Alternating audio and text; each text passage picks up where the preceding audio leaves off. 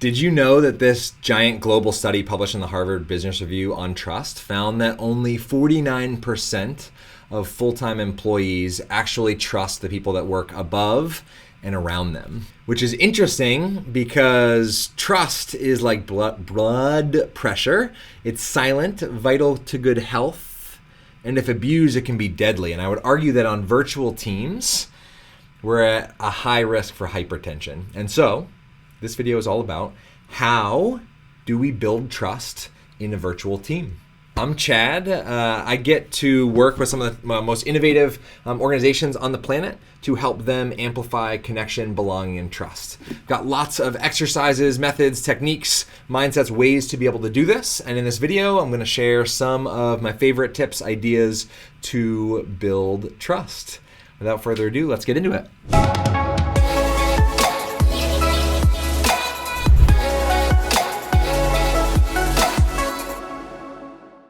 So in this video, I'm going to share 5 really core ingredients for high trust teams.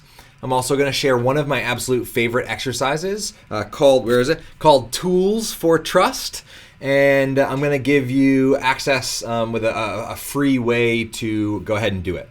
So one of the things I created because I exist on the planet to help amplify connection, belonging, and trust is this connection toolkit. And I want to start out, Brené Brown and myself and many others would argue that connection is a fundamental component of trust. I think you would probably too. It's a bit common sense.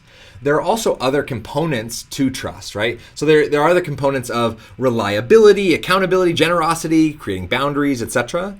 But I agree with Brené here that connection is the energy that exists between people when they feel seen, heard, and valued, when they can give and receive without judgment, and when they derive sustenance and strength from the relationship.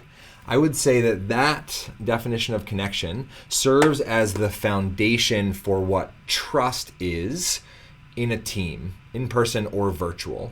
So in this context, I would argue that some of the 5 really essential ingredients to building and creating trust is that culturally, people feel like you are willing to know them, you see them, you hear them, you actually get and understand them, and you're actually with them ultimately. And not that only you as the leader see them, hear them, understand them, and are willing to know them, but that culturally everybody is willing to know each other, right? Google launched this massive research project several years ago in the quest to find what are the characteristics of the highest performing teams. And the number one characteristic that came back was the degree of psychological safety in that team. And from chatting with a manager high up in Google, one of the ways that they define that top characteristic, which they found to be psychological safety. One of the ways that they define that is fostering a culture of inclusivity, where you're not stifling anybody's ideas, where you're inviting people to be fully themselves. And if you want people to be fully themselves, you've got to be willing to know them, you've got to see them, you've got to hear them, they've got to feel heard, you've got to get them, they've got to feel understood, you've got to be with them on their team, supporting, constructing them, building them up.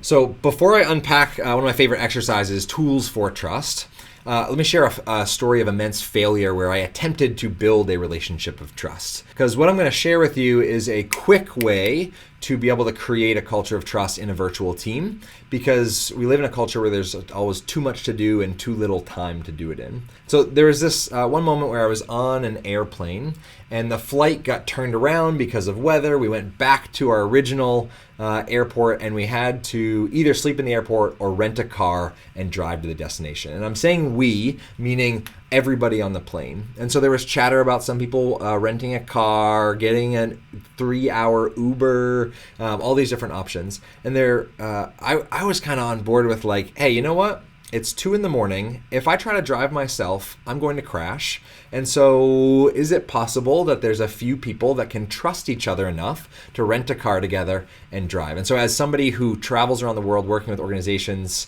amplifying connection, belonging, and trust in some of the most innovative remote teams on the planet as well, I was like, oh, this isn't going to be a problem. I'll build some trust with people around me.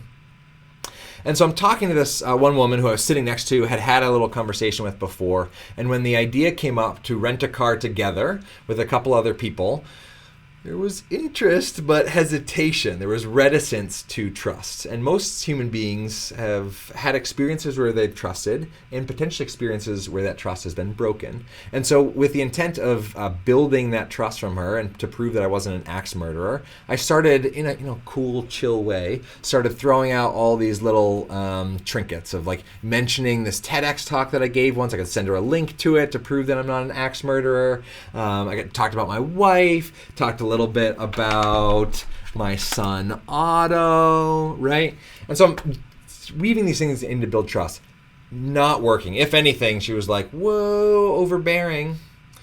Until we got to the kiosk at the rental car. We had intended to just rent our own car and go separate ways.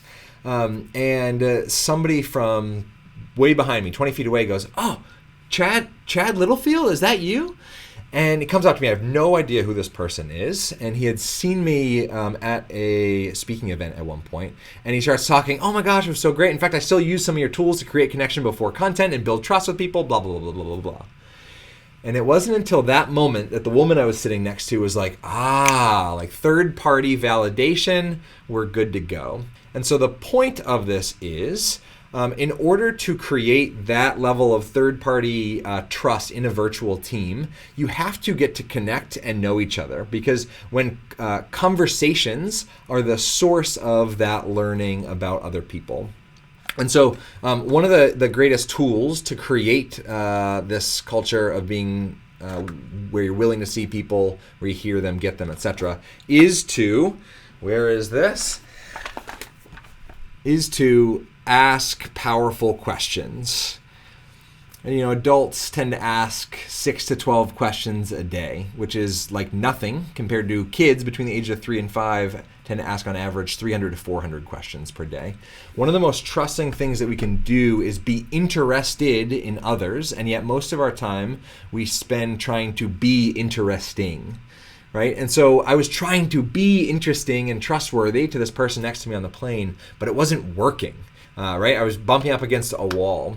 It wasn't until that I had this third-party validation and then was more curious about her world and what was going on in her life that there was some trust and rapport actually built. So now I want to share one of my favorite exercises to build trust in a virtual team. And the exercise uses visuals to make trust visible, because trust is, like blood pressure, this invisible thing that has a very strong impact on the health of our team, but we can't see it. We can't quite touch it. We can't pinpoint it. It's a little bit complex.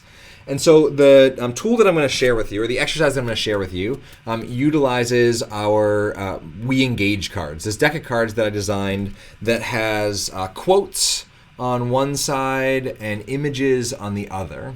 So the exercise uses the image side. Now, sure, if you want to go buy a deck, the link is in the description, but there is also a link to a free digital version of our connection toolkit, which includes We Engage card, a digital version of We Engage cards for free. So if you want to spend $0, find the link in the description below, and you can download a bunch of images and quotes that you can use in a digital format with your virtual team.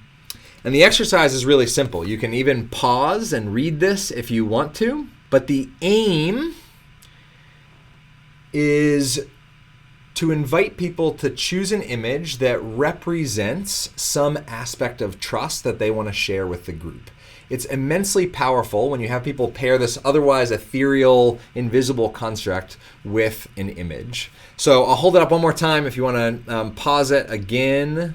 There is your exercise. I hope this was super useful. Feel free to ruthlessly misinterpret, right? You can invite people to choose an image that represents a tool that they use to build trust. You can invite people to choose an image that represents one important ingredient to trust. You can invite people to choose an image that represents a story, or that reminds them of a story where somebody did an amazing job at building trust with them. But making those conversations transparent is taking the invisible and making it visible. And when it's visible, we have the chance to build and amplify that trust. I hope this was immensely useful to you. Can't wait to hang out with you in cyberspace or real space sometime soon. Have an awesome day. Here's a bonus quote if you're still hanging out in the outro. We don't laugh because we're happy because we laugh. Thoughts to ponder.